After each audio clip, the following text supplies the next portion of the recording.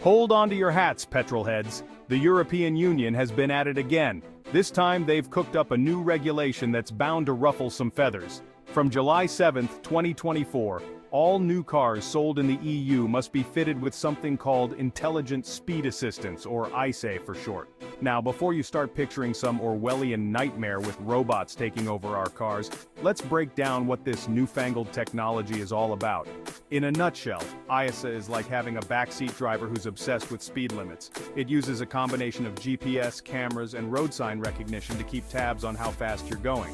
Think of it as a digital chaperone for your right foot. The goal? To make our roads safer, of course, but is it really the answer? We'll delve into that later.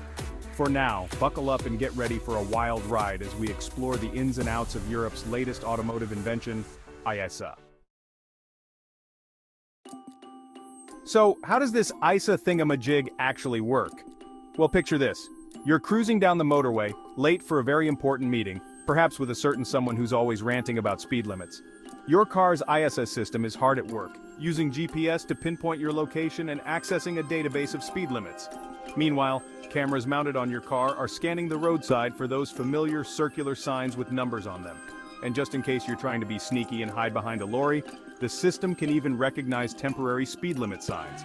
All this information is fed into the car's computer brain, which constantly compares your actual speed with the posted speed limit. Think of it as a digital guardian angel, albeit one that's obsessed with keeping your speed below a certain number. But what happens when you dare to exceed the limit? Let's just say you won't be getting away with it so easily anymore. Imagine you're running late for that important meeting, perhaps to pitch a new car show idea. You put your foot down, eager to make up for lost time. Suddenly, a symphony of beeps and flashing lights erupts from your dashboard. Your car's ISA system has sprung into action, alerting you that you've crossed the line, the speed limit line, that is. But ISA isn't content with just a gentle reminder. Oh no, this system means business. If you continue to ignore the warnings, the system will take matters into its own hands. And by hands, I mean throttle control. Yes, you heard that right. ISA can actually reduce your car's speed automatically, much like an overzealous driving instructor slamming on the imaginary brake pedal. The system might gently apply the brakes, cut off fuel to the engine, or even both. It's enough to give even the most seasoned speed demon a mild case of whiplash.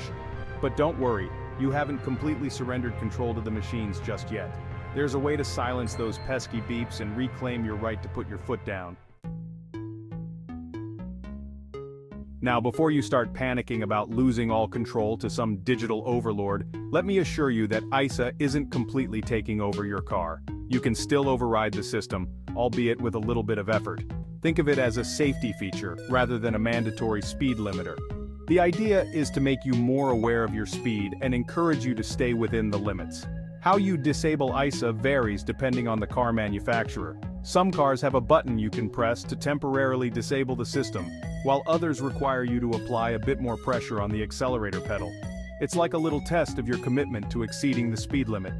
But be warned, overriding the system might come with a few consequences. Some cars will bombard you with even louder beeps and flashing lights, while others might even record your disobedience in the car's computer, like a digital tattletale.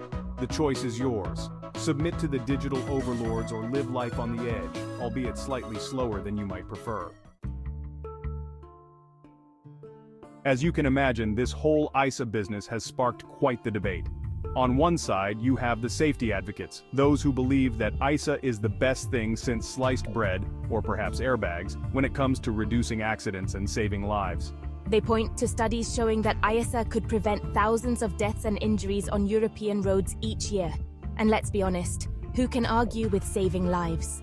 On the other side of the debate, you have the freedom fighters, those who see ISA as yet another example of Big Brother encroaching on our personal liberties. They argue that drivers should be free to make their own decisions, even if those decisions involve exceeding the speed limit from time to time. They raise concerns about potential malfunctions, arguing that relying too heavily on technology could make drivers complacent and less attentive behind the wheel. And let's not forget the potential for hackers to exploit vulnerabilities in the system, turning our cars into remote-controlled missiles. So is ISA a lifesaver or a liberty stealer? The debate rages on.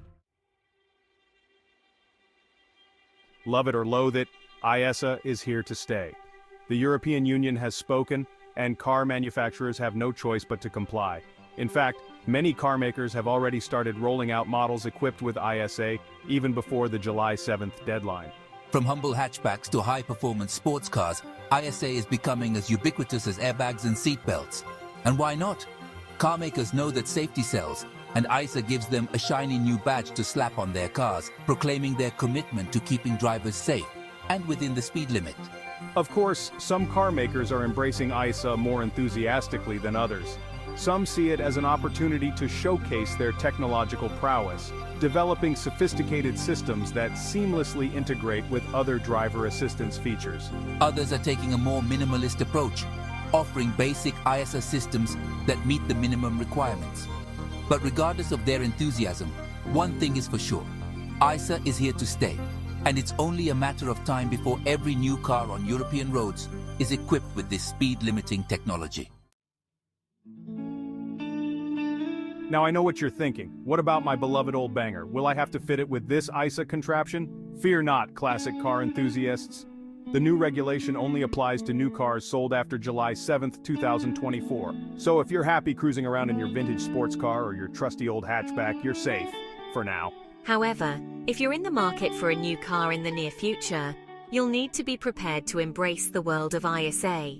It's just one of those things, like electric windows and parking sensors, that are becoming standard on modern cars.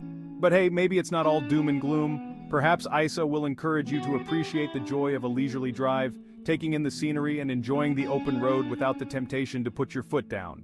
Or maybe it will just give you another reason to hold on to your old car for as long as possible. Who knows? Maybe classic cars without ISA will become the next big thing. So what does the future hold for ISA and the future of driving? Will we all be chauffeured around by autonomous vehicles, sipping lattes and reading the newspaper while our cars do all the work? It's certainly a possibility. ISA is just one piece of the puzzle when it comes to the development of self-driving cars. As technology advances, we can expect to see even more sophisticated driver assistance features that take over more and more of the driving tasks. But for now, ISA remains a relatively simple system designed to keep our speed in check. It's a stepping stone on the road to fully autonomous vehicles, but it's not quite the game changer that some people make it out to be. Whether ISA will ultimately make our roads safer or simply more restrictive remains to be seen. Only time will tell how this new technology will shape the future of driving. Well, there you have it, folks. ISA is here and it's not going anywhere anytime soon. Like it or loathe it, this speed-limiting technology is set to become a permanent fixture in our cars. Some will embrace it as a safety revolution, while others will curse it as yet another example of government overreach. But one thing's for sure, ISA will spark plenty of debate and discussion in the years to come. So buckle up, Buttercup, and get ready for a future where our cars are constantly reminding us to slow down. Whether that's a good or bad thing remains to be seen. Now that you've heard my take on this whole ISA business, it's time for you to weigh in. What do you think about this new speed-limiting technology? Is it a step in the right direction for road safety, or is it just another way for Big Brother to control our lives? Let me know your thoughts in the comments below. I'm always up for a good debate, especially when it involves cars and technology. So, don't be shy, share your opinions, and let's get this conversation started. As we hurtle towards a future dominated by technology, it's clear that the way we drive is changing. ISA is just one example of this shift, a sign of the times, if you will. Whether it's electric cars, autonomous vehicles, or speed-limiting systems like ISA, the automotive landscape is undergoing a radical transformation, and while change can be daunting, it also presents exciting opportunities for innovation and progress. So, let's embrace the future, even if it means our cars are constantly reminding us to slow down. After all, who knows what incredible automotive advancements lie ahead? Perhaps one day, we'll look back on ISA as a quaint relic of a bygone era, a time when humans still had to worry about such trivial matters as speed limits.